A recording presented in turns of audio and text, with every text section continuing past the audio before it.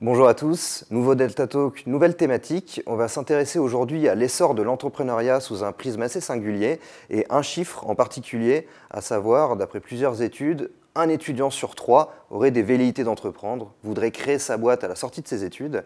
Et c'est l'occasion de se demander s'il faudrait pas, ce ne serait pas en fait l'opportunité idéale pour commencer à transformer en profondeur la façon dont sont transmises les compétences dans l'enseignement supérieur français et dans les écoles. Et qui de mieux pour répondre à cette problématique qu'Anthony Bourbon, qui nous fait l'honneur d'être présent aujourd'hui. Anthony, merci beaucoup d'avoir répondu présent à l'invitation de Delta Business School. Et on a une habitude en général pour nos invités, c'est qu'on les laisse se présenter. Donc je vais te laisser également te présenter avec les mots que tu auras choisis. Yes, écoute, merci pour l'invitation. Je suis Anthony Bourbon, entrepreneur et investisseur. Donc j'ai la double casquette qui me permet, si tu veux, de à la fois comprendre ceux qui galèrent et qui mettent les mains dans le cambouis, mais je comprends aussi les investisseurs qui attendent un retour du rendement sur l'argent qu'ils vont donner aux différents investisseurs. J'ai fait une boîte qui s'appelle Feed, où on avait levé plus de 35-40 millions d'euros. Et j'ai fait un club d'investissement qui s'appelle Blast dernièrement, où on a plus de 100 millions d'euros à investir déjà, plus de 3500 membres. J'ai écrit des livres, Forcez votre destin. Je participe à l'émission Qui veut être mon associé, où on investit sur M6 dans des jeunes talents. Donc je trouve que c'est des émissions qui permettent aussi de donner envie à plein de gens de s'extraire de leurs conditions initiales. Et j'ai un parcours assez atypique, on va dire, dans l'écosystème qui est assez élitiste, malheureusement, avec des grandes écoles, avec beaucoup de passe-droit, de cooptation, de réseau. Puisque moi, je viens d'une famille assez classique, avec un père contrôleur de train, une mère vendeuse, et j'étais à la rue quand j'avais 16-17 ans. Donc j'ai vraiment galéré pour gravir tous les échelons, et c'est la résilience qui m'a permis, à force, petit à petit, d'enchaîner les échecs, et puis petit à petit d'avoir quelques victoires. Et donc je suis ravi de pouvoir partager cette expérience pour motiver les jeunes qui, comme moi, n'auraient pas eu toutes les cartes en main au début. Ouais. Merci beaucoup, parcours impressionnant. Alors, on va un peu aborder ton why pour commencer, comprendre tes motivations. C'est important un peu de découvrir l'homme. Et après, on s'intéressera vraiment plus à ton côté entrepreneur et aussi ton regard sur l'enseignement supérieur. Tu abordes souvent, j'ai remarqué dans les différentes interviews que tu veux faire, un objectif que tu t'es fixé qui a l'air un peu dingue quand on y pense, parce qu'il peut sembler démesuré pour le commun des mortels, c'est de vraiment déclencher une révolution pour remettre la méritocratie au centre de la société. Est-ce que tu peux nous en dire un peu plus ? Oui, tu l'as parfaitement résumé. C'est important, je pense, en tant qu'entrepreneur, mais même en tant qu'humain, d'avoir une mission de vie qui va plus loin que gagner de l'argent, avoir une femme, des enfants, créer une famille. Tout ça, c'est assez basique. Il faut une vision quasiment philosophique de manière à profiter de sa vie, à lui donner un sens et ne pas avoir de regrets. Je pense qu'il n'y a rien de pire que de se retrouver sur son lit de mort avec plein de doutes et de se dire « Ah, j'aurais pu faire ça, j'aurais pu réaliser tel exploit, mais je n'ai pas osé faire le premier pas. » Et du coup, cette mission, cette promesse que je me suis fixée me permet chaque matin, quand je me lève, de rester motivé. Et c'est très important parce qu'en fait, c'est tellement dur la vie, que ce soit dans l'entrepreneuriat ou quel que soit même l'objectif que vous soyez fixé. Ça peut être devenir un artiste, un sportif, voyager, sauver la planète. Tout est compliqué et long. Ça permet de rester accroché. Et cette révolution, évidemment, c'est quelque chose qui me tient à cœur. Il faut être capable de trouver un why qui est authentique, qui est vrai. Il ne faut pas se galvauder, il ne faut pas se travestir, il ne faut pas essayer de copier sur les autres. Et moi, typiquement, par mon histoire personnelle qui a été assez compliquée, qui a vu différents milieux sociaux, j'ai été très pauvre. Aujourd'hui, je pourrais être ce que certains considèrent très riche. Et du coup, j'ai vu qu'en réalité, ce qui comptait, c'était l'envie. Et il y a des pauvres qui ont travaillé très dur, il y a aussi des riches qui travaillent très dur. Donc mon but, ce n'est pas d'ostraciser, de stigmatiser, mais plutôt d'essayer de rassembler. Et donc du coup, cette envie de faire la révolution, mais dans le sens noble du terme, positif, faire en sorte que tout le monde puisse être épanoui, que tout le monde puisse être heureux et tout le monde puisse réussir, c'est quelque chose qui me porte. Et du coup, évidemment, chaque projet que je vais lancer va suivre ce fil rouge, même si de prime abord ça ne se voit pas forcément. Blast, c'est assez évident puisque je permets à des particuliers d'investir dans les mêmes projets que moi, aux mêmes conditions que moi, donc ça peut enrichir les gens s'ils trouvent les bonnes startups du coup c'est la preuve que même si tu n'as pas beaucoup d'économies et que tu investis 10 000 € dans l'année, ton destin peut changer. Mais même Feed, en mangeant des repas complets, des barres protéinées, quelque chose d'healthy, il y avait la même mission de Pour être heureux et bien réussir, il faut bien manger, bien dormir, faire du sport. Et donc nous, on va te donner le fuel, on va te donner l'énergie nécessaire avec de la nutrition, un cahier des charges évidemment adapté, vegan, sans gluten, sans lactose, sans OGM, qui respecte la planète. L'énergie nécessaire pour prendre ton destin en main. Et la prochaine boîte que je ferai, nul doute qu'elle sera encore liée à cette promesse. Ok.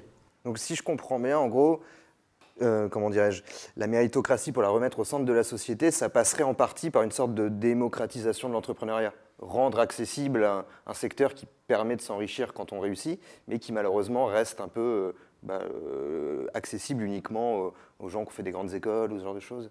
Deux choses. La première, effectivement, c'est que ça passera par l'entrepreneuriat, parce qu'il faut être capable de créer de la valeur et ça s'apprend. Tu ne peux pas devenir entrepreneur du jour au lendemain. Ça demande beaucoup de temps, il faut lire beaucoup de livres, écouter des podcasts, se former, être entouré de gens qui pensent de la même manière pour pouvoir faire l'aspirateur et comprendre, absorber les codes. Mais ça passe aussi par l'investissement. Et ce qui est fou, c'est que dans un cas comme dans l'autre, tu ne peux pas y accéder si tu n'es pas très connecté. Même l'investissement dans des startups, c'était quelque chose qui était réservé aux élites avant Blast, parce que typiquement, si tu n'avais pas 50 000 € minimum à investir dans un projet, le fondateur ne prenait même pas l'appel. Parce que si tu n'es pas connu, que tu n'apportes pas quelque chose, il y avait tellement d'argent sur le marché que c'était impossible d'investir. Donc c'était impossible d'entreprendre, impossible d'investir, alors que les startups, quand tu regardes les stats sur plus de 10 ans, Goldman Sachs a encore sorti une étude il y a 2 semaines, c'est la classe d'actifs la plus rémunératrice en Europe depuis 10 ans, quand tu la compares à l'immobilier, à la bourse, avec près de 20% de TRI annuel. Et donc c'est incroyable que le peuple, au sens noble du terme, n'y ait pas accès, alors que ceux qui tirent leur épingle du jeu, comme d'habitude, c'est les gros fonds de private equity, c'est les venture capitalistes et donc leurs propres investisseurs sont des family office, sont des fonds de pension. Et donc il y a une sorte de reproduction comme ça de la richesse qui est terrible parce que les investisseurs vont investir chez des gens qui leur ressemblent, leur donner de l'argent et il est évident que quand une boîte lève 300 millions et que l'autre n'arrive pas à lever, le combat est perdu d'avance. Quelques contre-exemples, mais c'est extrêmement rare. Et donc, tu as une reproduction qui se fait et c'est pour ça que Blast et d'autres alternatives comme ça sont vraiment bénéfiques pour l'écosystème. Ouais. Et l'entrepreneuriat, tu l'as dit, c'est beaucoup de résilience, il faut beaucoup travailler. C'est un long marathon. Donc toi, pour tenir, tu te fixes des objectifs énormes, avec une vraie ambition. Est-ce que tu as d'autres choses dans ton quotidien auxquelles tu te raccroches pour garder cette motivation et réussir à encaisser en fait, le doute, le stress permanent C'est important de le souligner parce que c'est extrêmement dur, extrêmement long. Il faut être patient, il faut être résilient, il faut être déterminé. Je pense qu'il faut être ambitieux, sinon ça n'a pas trop d'intérêt de se lancer dans un projet à bras-le-corps.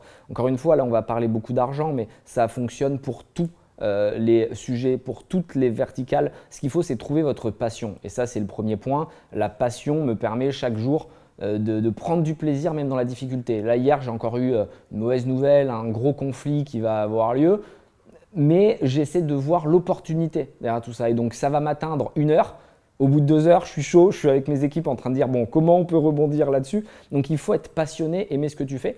2, il faut avoir une énergie qui est liée souvent à ton histoire. On a tous une bonne raison de réussir. Donc moi, ça va être une revanche sociale, une vengeance de classe quasiment, mais ça peut être un professeur qui n'a pas cru en toi quand tu étais jeune, ça peut te prouver à toi-même que tu es capable de le faire, sauver ta famille, enfin bref, il y a plein d'excuses. Tu n'es pas obligé d'être écorché vif, tu vois, pour entreprendre. Mais il faut trouver ton énergie, trouver ce qui te donne envie d'aller plus loin. Et au final, quand tu es passionné, résilient et que tu es bien entouré, je pense que c'est très important d'avoir un entourage qui n'est pas pathogène et qui va te soutenir dans les moments difficiles, tu n'as aucune raison de ne pas y arriver. Il faut être patient. Et en fait, je dis souvent qu'un winner, c'est simplement un loser qui a essayé une fois de plus. Et on est tous des losers en fait. Et il ne faut pas du tout croire ce qu'on voit sur les réseaux sociaux où tout a l'air simple, mais la réalité c'est que vous allez échouer, vous allez souffrir, vous allez pleurer, vous allez avoir envie d'arrêter, mais il faudra à chaque fois se relever inlassablement et vous aurez besoin de gens autour de vous qui vous disent « moi je crois en toi et je pense que tu vas réussir ». C'est un hyper bon point que tu soulignes, le fait que les réseaux sociaux peuvent retourner une image un peu déformée de ce qu'est l'entrepreneuriat. Et effectivement, j'aime beaucoup en tout cas ta formule que le winner, c'est le loser qui a essayé plus que les autres, quoi. Et si tu veux, on va passer à une partie qui me tient pas mal à cœur. C'est plus rentrer sur ton profil entrepreneur, un peu pour donner des clés de décryptage pour les plus jeunes, pour qu'ils comprennent en fait qu'est-ce qui se passe dans la tête d'Anthony Bourbon quand il a sa casquette d'entrepreneur. En product management, il y a un adage qu'on entend souvent, ou alors en design thinking, qui est de dire un produit, pour qu'il marche, pour qu'il cartonne, il faut qu'il soit désirable, viable et faisable. Toi, d'une manière générale, quand tu lances un projet, que ce soit Blast, Feed ou quand tu vas investir dans une startup, qu'est-ce que tu vérifies systématiquement avant de donner ton go? Je vérifie déjà que ça peut me rapporter de l'argent. C'est le premier point. Un entrepreneur, il y en a beaucoup qui le font pour la fame, tu vois, en ce moment dans l'écosystème, et encore plus il y a 2 ans. La réalité, c'est qu'il y en a très peu qui gagnent de l'argent. Je connais beaucoup d'entrepreneurs, la plupart sont pauvres. Ou alors ils vivent au crochet de leurs parents. Mais il y a très peu d'entrepreneurs qui prennent des millions chaque année, très très peu. La réalité, c'est que quand tu fais du business, tu dois brasser de l'oseille. Donc point 1, est-ce que ce produit peut m'enrichir? Point 2, est-ce qu'il y a des clients qui sont prêts à payer le prix nécessaire pour que moi je puisse m'enrichir? Et donc là, il faut aller au contact du client. Tu as plein de potes qui vont dire « Ah ouais, moi je l'achèterais si tu le lançais ». Non, la réalité, c'est tu vas dans la rue, tu mets tes produits dans le coffre, tu les sors et tu essaies à chaque passant. Est-ce que vous achèteriez ce produit pour 50 €? Et tu vois la réalité du marché parce que dans les yeux du consommateur, il n'y a pas de mensonge. Donc, est-ce que des clients sont prêts à le faire? Et est-ce que j'ai une valeur ajoutée par rapport aux autres produits du marché qui existent déjà? Parce qu'on n'est jamais le premier à penser à un produit. Et si c'est le cas, ce n'est pas bon signe. Contrairement à ce qu'on pense, la plupart du temps, il suffit de disrupter, d'apporter quelque chose en plus pour que le produit fonctionne. Ça ne sert à rien d'inventer un téléporteur. Il y a 10 000 produits qui sont très utilisés par les gens. Il suffit de l'améliorer ou de le vendre moins cher ou de le rendre plus éco-responsable ou de mieux le brander, de mieux le marketer. Bref, il y a plein de possibilités. Donc vraiment, est-ce que je peux gagner de l'argent? Est-ce que des gens sont là pour l'acheter? Est-ce que j'ai des points de valeur ajoutés par rapport à la concurrence? Et évidemment, est-ce que je prends du plaisir à faire ce business? Parce que typiquement, moi, tu me dis de vendre des chaussettes, j'abandonne au bout de 3 semaines parce que ça ne me fait pas kiffer. Maintenant, Blast, j'adore. Pourquoi? Parce que je fais exactement ce que j'aime. Je rencontre des entrepreneurs, ils me pitchent leur projet. Après, je dois convaincre les investisseurs d'aller dedans. On va les accompagner au board. Enfin, vraiment, j'exagère en disant ça, mais même tu ne me paierais pas, je le ferais quasiment. Et c'est, je ne sais plus quel joueur de foot qui disait l'autre jour, en fait, j'ai une chance de dingue. J'aime tellement le foot que même si on ne m'avait pas payé, j'aurais continué à jouer. Et en plus, je me suis enrichi, je me suis blindé. Parce que je pense que l'argent vient après le travail. C'est-à-dire que si tu es très bon, l'argent viendra forcément. Tu vois, c'est une conséquence et pas une finalité. Okay. Et alors, du coup, on comprend bien hein, quand on t'écoute, dans tes traits de personnalité, on retrouve de l'ambition, de la détermination, de la résilience, une capacité à voir grand, pas hésiter à voir grand, pas honte de voir grand. Est-ce que, d'une certaine manière, tu penses que parfois, en tant qu'entrepreneur, il faut être capable, pour faire une roadmap à X années, de se fixer des points intermédiaires plus raisonnables, d'avoir une approche parfois un peu plus froide et tempérée? C'est évident qu'il faut bien distinguer l'objectif long terme, la mission de vie, que d'ailleurs la plupart du temps tu n'atteindras jamais. Il y a très peu de chances que je fasse une révolution dans le pays, mais je trouve ça cool et tu vois, ça me motive. Mais la réalité, c'est que ce n'est pas la destination qui compte, c'est le voyage chaque matin. Si j'y arrive, trop bien, tu vois, j'aurais tout fait pour et je serais content. Si j'y arrive pas, c'est pas dramatique. Donc vraiment, il y a les objectifs long terme qui vont vous permettre de vous projeter. Quand j'étais jeune et que j'avais rien dans la rue, je m'imaginais avec des belles maisons, des belles voitures, je m'imaginais avoir un impact sur la société en racontant mon histoire, en disant regardez comme j'ai galéré pour motiver les autres. Ça me permettait de ne pas abandonner. Mais par contre, au quotidien, et tu as raison de le dire, il faut des OKR, des objectifs clés tu vois, à atteindre qui sont court terme et moyen terme. Moyen terme, on va dire au semestre, typiquement, c'est ce que je fais avec mes boîtes. Je donne des objectifs tous les 6 mois à mes différents pôles, à mes différentes verticales dans la team. Et voilà, je dis dans 6 mois, il faut qu'on arrive là. Après, vous décomposez vous-même ces objectifs en petits objectifs du quotidien pour pouvoir les atteindre. Et ce qui est pratique, c'est que chaque semaine, quand on fait un one-to-one avec les responsables, on regarde par rapport au calendrier où on en est. Et dès qu'on commence à prendre une semaine de retard, on réadapte, on réajuste. Donc, il faut des petits objectifs au quotidien. Tu ne peux pas dire à quelqu'un « va courir un marathon la semaine prochaine ». Par contre, tu peux lui dire « va courir 1 kilomètre demain ». Puis après, tu courras 2 km. Puis après, tu courras 3 km. Et donc, en fait, tu t'entraînes petit à petit parce que sinon, si tu vas trop vite, tu vas te blesser, tu vas te démotiver. Et c'est évident que si tu te dis « je vais être millionnaire l'année d'après », tu vas faire des mauvais choix, tu vas te précipiter. Donc, il faut être patient, se fixer des petits objectifs. Et il y a une image que j'avais mise sur LinkedIn, je trouve, qui symbolise bien ça. C'est un mec qui essaie de monter à une échelle avec tu vois, des barreaux qui sont beaucoup trop éloignés. Il n'arrive même pas à accrocher le premier. Alors qu'il y en a un qui a une échelle avec plein de petits bâtons. Et il monte tout petit à petit, il met du temps, mais au moins, il continue à monter. Ok. Ok, ok. Non, mais c'est vrai que c'est fondamental de réussir à bien segmenter les objectifs et les décliner en OKR. Et je pense que c'est des hyper bons conseils pour les étudiants et les lycéens qui vont nous écouter. Un autre point que je voudrais aborder, donc tu as monté plusieurs boîtes, tu as investi via Blast et même avant dans plusieurs entreprises. Est-ce qu'il y a quelque chose chez toi, un savoir-faire, une compétence qui te distingue particulièrement et sur laquelle tu capitalises systématiquement? Il faut savoir déjà qu'on a tous des gros points forts et des gros points faibles.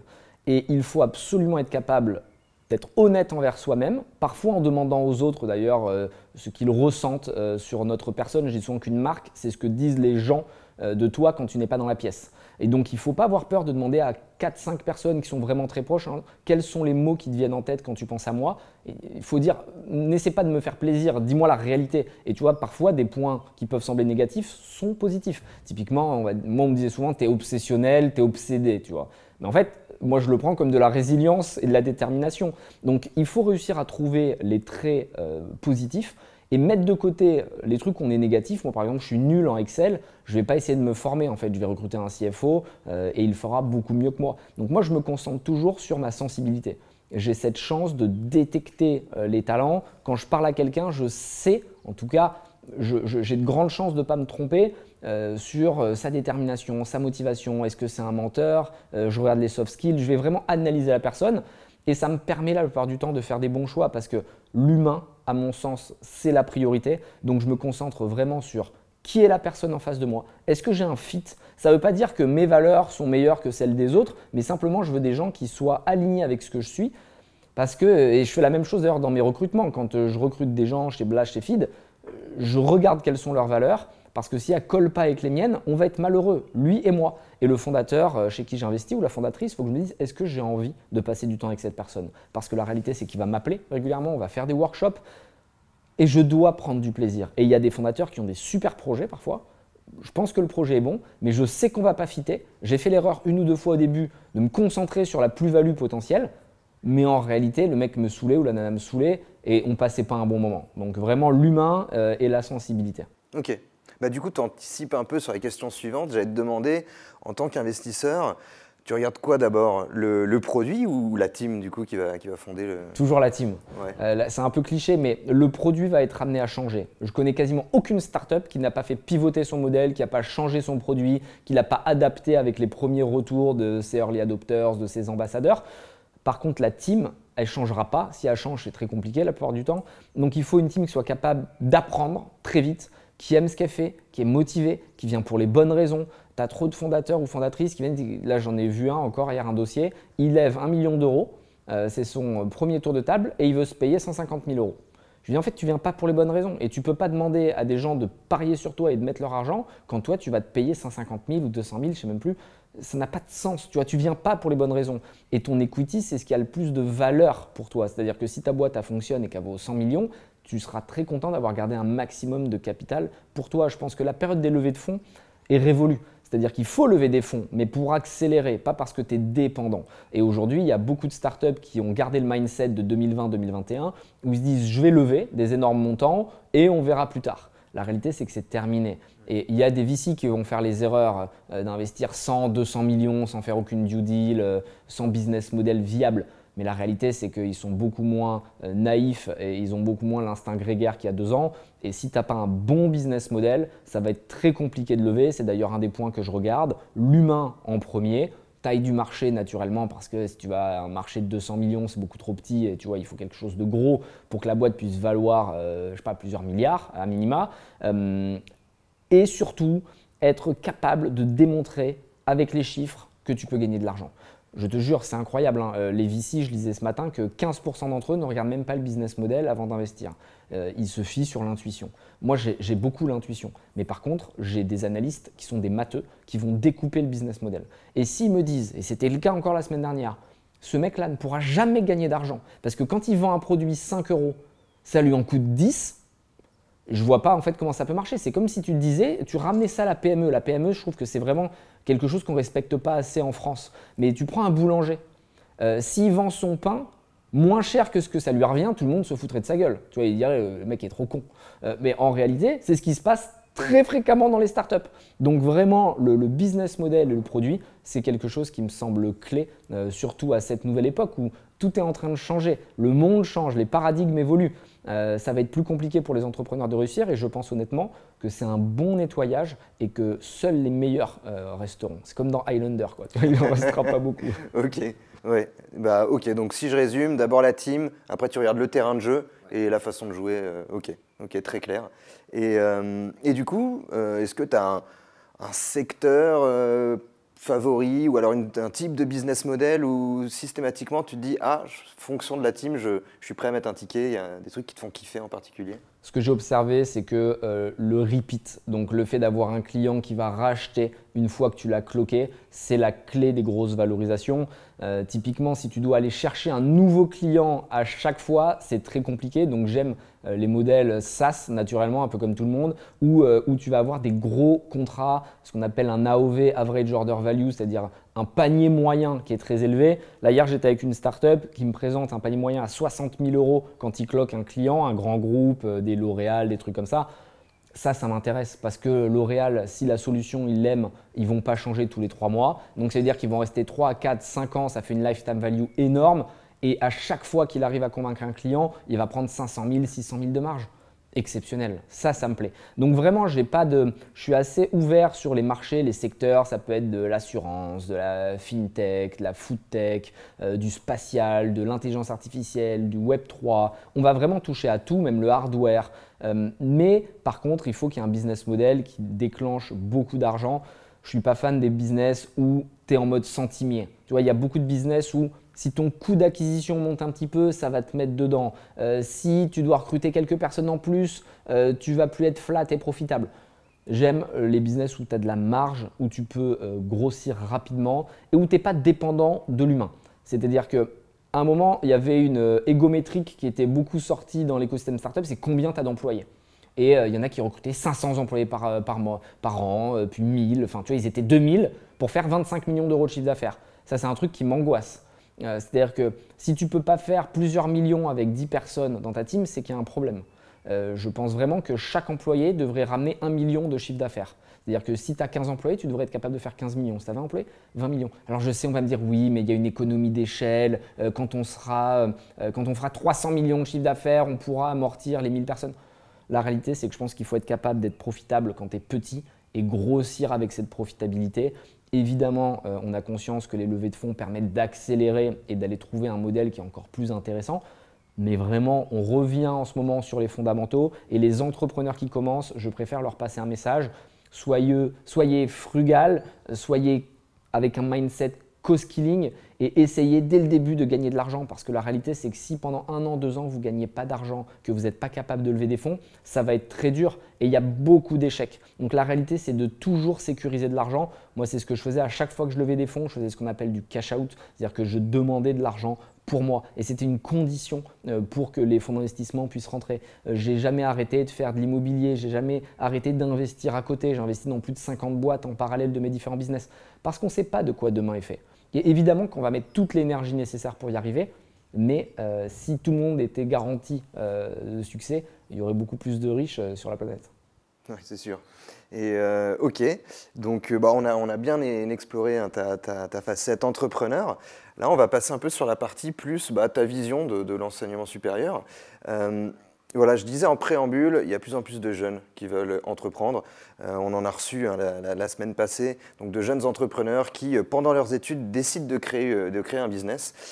Donc souvent, on a souvent eu l'habitude, en tout cas en France, un peu opposer études et entrepreneuriat. De plus en plus, on se demande si ça ne peut pas être une alternative. Donc cet essor de l'entrepreneuriat, est-ce que toi, tu partages le constat que c'est vraiment une opportunité, voire l'opportunité idéale pour un peu changer en profondeur la façon dont on enseignait le business dans les écoles? Je crois beaucoup dans l'entrepreneuriat, évidemment, et je pousse les jeunes à se lancer, mais à se lancer s'ils sont prêts à faire des sacrifices. C'est-à-dire que trop souvent, des gens veulent se lancer et arrêter de travailler à 18 h. Non, ça ne marche pas. Tu vas devoir faire des compromis et quand tes potes seront en boîte de nuit, quand ils feront des restaurants, quand ils seront en week-end, toi, tu seras au turbin. Mais par contre, en travaillant comme un lion pendant 5, 6 ans, 7 ans, tu vivras comme un prince quand tes potes ils galéreront à 3 000 € par mois. Donc, Il faut y aller dur, il faut y aller fort, faire les sacrifices nécessaires. Il n'y a pas d'âge pour commencer. Plus tu commences jeune, plus tu es dérisqué parce qu'en réalité, jusqu'à 30 ans, tu peux faire tous les échecs du monde, tu pourras te relever, tu as l'énergie et tu auras toujours le choix de faire autre chose. À 50 ans, c'est possible d'entreprendre, mais c'est quand même plus compliqué parce que tu as une responsabilité, tu as des enfants la plupart du temps, tu as une famille, tu as un lifestyle qui t'a piégé. C'est-à-dire que quand tu t'es habitué à vivre, à aller en vacances, à avoir un bel appart, à avoir une belle voiture, à avoir des beaux vêtements, tu t'es piégé toi-même parce que tu ne peux plus couper ton travail, parce que tu as des dettes, parce que tu dois rembourser tes crédits, et donc tu es piégé, tu es dans ta prison dorée. Et donc plus on commence jeune, plus on est flexible, plus on est tranquille. Je pense que c'est quand même nécessaire de se former. Il ne faut pas croire que tu vas foncer et que l'entrepreneuriat, ça va tomber du ciel. Il y a des codes à maîtriser, il faut apprendre plein de techniques. Le digital aujourd'hui, c'est quelque chose qui évolue constamment et tu es obligé d'être à la pointe. Et quelqu'un qui n'est pas capable de réinventer ses connaissances régulièrement, il sera complètement dépassé. Donc il faut se former, parfois en parallèle de tes business entrepreneuriaux. On a aujourd'hui quand même la chance d'avoir plein de formations possibles, plein d'écoles qui sont digitalisées, plein de podcasts, plein de livres, plein de MOOC, plein de trucs. Les jeunes, honnêtement, n'ont plus d'excuses pour ne pas réussir. Il y a 10 ans, c'était beaucoup plus compliqué de lancer ta boîte, ça coûtait beaucoup d'argent de créer une société. Si tu loupais ta société, tu étais fiché par les banques. Aujourd'hui, il y a quand même un accès au financement qui est beaucoup plus ouvert. Avec Internet, tu peux te former, tu peux te lancer dans plein de business différents avec un Shopify qui te coûte 50 €. L'intelligence artificielle, ça vient de commencer, tu peux te plugger avec des API partout sans être un génie du code. Il y a des opportunités qui sont fortes et trop longtemps, j'ai entendu dire « Non, mais avant, c'était possible, il y avait le pétrole, avant, il y avait la bourse, avant, il y avait l'IMO, avant, il y avait ci, il y avait ça. » Ouais, mais avant, tu n'avais pas le net et tu n'avais pas le Web3 et tu n'avais pas l'IA et tu avais plein de sujets qui n'existaient pas. Donc, les étudiants n'ont pas d'excuses pour ne pas réussir. Ok. Et alors, en parlant d'étudiants, toi, il me semble que tu avais fait une fac de droit à Bordeaux, c'est ça? Est-ce que, en y repensant, il y a des choses que tu avais appréciées, un point que tu avais apprécié, et à contrario, quelque chose où tu t'es dit, non, là j'ai détesté, pas possible, quoi.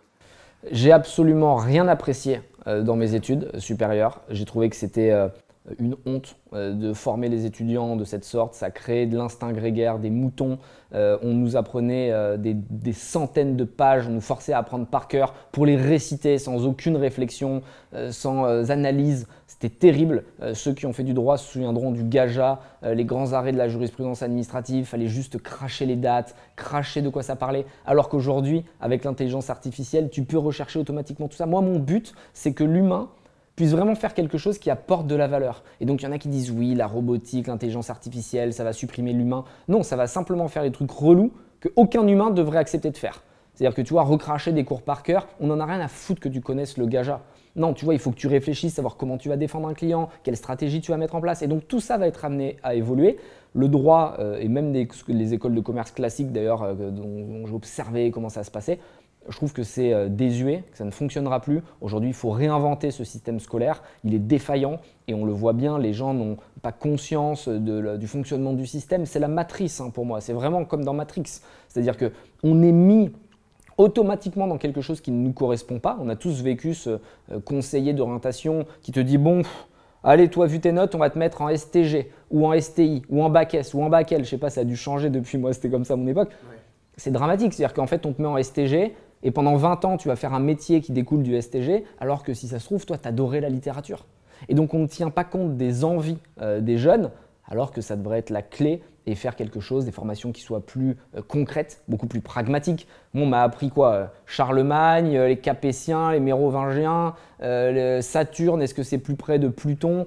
Rien à foutre, tu vois. Alors on va dire non, mais Anthony, la culture générale. La culture générale, tu as dans les bouquins. Moi, j'essaie de lire un livre par semaine.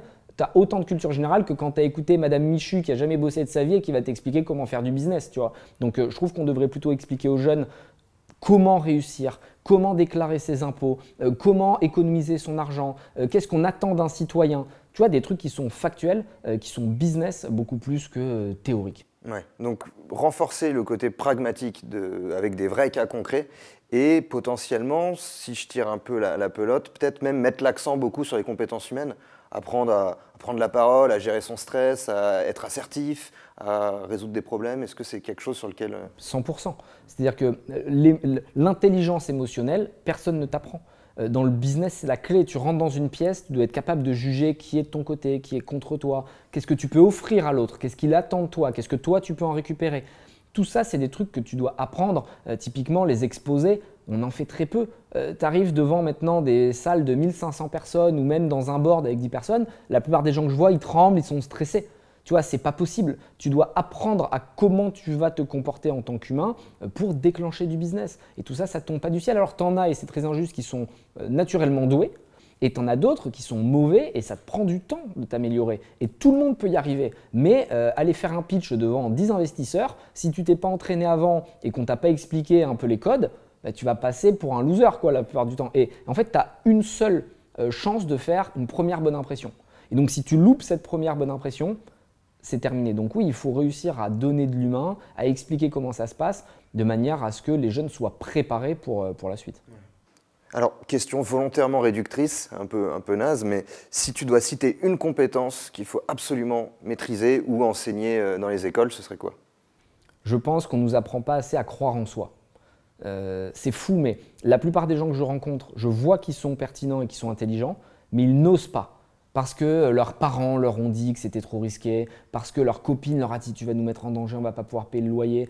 Les gens n'ont pas assez de regard bienveillant autour d'eux pour déclencher leur destin. Et ce que j'observe, c'est que même moi, c'est Mélanie, que tu connais parce que tu lui as parlé, qui, quand j'avais 18-19 ans, m'a dit « Moi, je crois en toi et je pense que tu vas faire de belles choses. » Et on a besoin de ce soutien moral. Alors que nous, c'est un système de notation agressif où on va dire aux élèves « Toi, t'es nul, toi, t'es bon ». Et on ne va jamais expliquer à celui qui est nul comment il pourrait faire pour être meilleur ou essayer de comprendre pourquoi il est mauvais. Parce qu'un enfant qui a des mauvaises notes, c'est un enfant qui a un problème, tu vois, qui va plus loin que simplement il n'a pas compris les maths. Peut-être qu'il ne travaille pas assez, peut-être qu'il a un problème avec ses parents, peut-être qu'il n'est pas à sa place. Et aujourd'hui, je pense qu'il faut être dans le soutien, valoriser les qualités des gens et essayer d'appuyer sur leurs forces. Et tu vois, les jeux vidéo, tout le monde se foutait de leur gueule il y a 15 ans. Aujourd'hui, c'est devenu un métier parce qu'on a compris qu'il y a des jeunes qui étaient un peu autistes, un peu geeks et qu'ils apprenaient beaucoup mieux par les jeux vidéo que devant 25 personnes en passant au tableau et en se faisant humilier par un prof. Et ça laisse des traces. Donc, apprendre à se connaître, être capable de croire en soi et de ne pas tenir compte de la vie extérieure. On nous apprend trop à avoir honte. Parce qu'encore une fois, quand tu passes au tableau, le prof il te pose des questions, tu as honte du regard extérieur et on t'apprend que le jugement va te détruire. La réalité, c'est que moi, tu n'imagines pas le nombre de personnes qui me critiquent. Parce que dès que tu as de la visibilité, que tu passes à la télé, les gens te crachent dessus. Des gens qui ne te connaissent même pas. Parfois, ça revient à mes oreilles, des trucs incroyables. Des rumeurs qui sont complètement fausses, des trucs. Mais c'est la vie et ça me fait absolument ni chaud ni froid. Et tu sais pourquoi? Parce qu'à la fin, ce n'est pas eux qui payent mes factures. Parce qu'à la fin, ils ne sont pas avec moi dans les méga vacances. Ils ne sont pas dans mes voitures, ils n'ont pas mes montres, ils n'ont pas l'oseille. Donc ils peuvent parler autant qu'ils veulent. Ça me fait ni chaud ni froid. Mais ça, il faut réussir à l'inculquer aux jeunes en leur disant concentre-toi sur ce que tu es vraiment et les personnes autour de toi apprécieront la véritable personne. Ok. Ouais, parce que j'imagine, du coup, ça a été un peu un chemin de traverse. Ça a pris du temps de croire en toi. Alors qu'en fait, ce que tu dis, c'est qu'on pourrait carrément anticiper et réduire ce temps de construction de l'image positive de soi. Moi, ça m'a pris 10 ans. Si quelqu'un m'avait formé au début, que j'avais eu un mentor, qu'on m'avait donné les clés, j'aurais gagné 5-6 ans à minima. Tu vois, parce que c'est dur et encore j'ai la chance d'être vraiment très optimiste, d'être quand même assez confiant. Et quand je dis confiant, ça ne veut pas dire que tu te prends pour ce que tu n'es pas, mais tu es obligé d'avoir confiance en toi, tu es obligé de t'aimer si tu veux réussir. Parce qu'en fait, personne ne t'aimera tant que le succès ne frappera pas à ta porte. Personne ne m'a jamais dit quand j'étais pauvre, Anthony, tu es intelligent, tu vas y arriver, je crois en toi, à part Mélanie. Les gens maintenant que j'ai de l'argent, qui me voient un peu partout, ils se disent « Anthony, j'ai toujours su que tu y arriverais, c'est incroyable ce que tu fais ». Mais en fait, ils ne croient pas en moi, ils croient aux actions que j'ai menées et à mes succès. Donc au début, personne ne vous applaudira, vous serez seul. Il faut que vous vous concentriez sur vous, que vous preniez du plaisir et le réseau se créera naturellement par la suite. Ok. Et je vais finir par un point un peu spécifique parce qu'on parlait du fait d'apprendre à entreprendre, développer des compétences humaines avancées.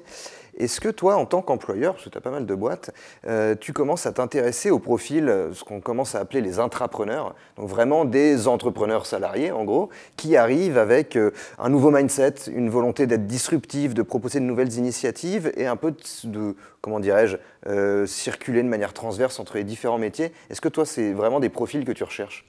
Ouais, j'adore moi les couteaux suisses et j'en ai beaucoup aujourd'hui, que ce soit chez Feed ou chez Blast. J'ai besoin et j'ai une technique de management qui est dans la confiance, l'autonomie. Je vais déléguer réellement à mes équipes. Je ne vais pas micromanager en regardant par-dessus. Une fois que j'ai confiance, évidemment, ça prend du temps, ça prend souvent plusieurs mois, parfois des années, mais quand j'ai confiance dans quelqu'un, je sais que je peux compter sur eux et je fais monter les profils. C'est-à-dire que je suis dans une stratégie bottom-up. Il y en a beaucoup qui vont recruter des gens on top de ce qu'ils ont déjà et ils vont leur caler un C-level. Et la plupart du temps, la réalité, c'est que ce C-level, il ne connaît pas l'entreprise et il va donner des ordres à des gens qui sont là depuis 3 ans. Ça n'a pas de sens. Moi, je vais essayer de faire monter par le bas et les personnes, même si elles n'ont pas les bons diplômes, même si elles ne rentrent pas dans les cases classiques, je vais les pousser. Et aujourd'hui, les premiers stagiaires de Feed, ceux qui ont été très bons, ils sont au poste de responsabilité et c'est eux qui gèrent la boîte. Et vraiment, j'ai aucun ego. Il faut que les entrepreneurs comprennent qu'il y a différents types déjà de fondateurs. Il y a les fondateurs qui sont plutôt late stage et qui vont être de très bons opérationnels sur le long terme. Il y a aussi des fondateurs comme moi qui sont plutôt early stage, donc c'est-à-dire qui vont mettre l'énergie, qui vont y croire quand personne n'y croira, qui vont réussir à recruter les bonnes personnes. Et il faut s'adapter en fonction, encore une fois, de tes qualités et recruter des personnes qui sont autonomes, qui sont déterminées et qui partagent tes valeurs. C'est la seule manière, à mon sens, d'avoir un business qui fonctionne bien sur le long terme. Ok.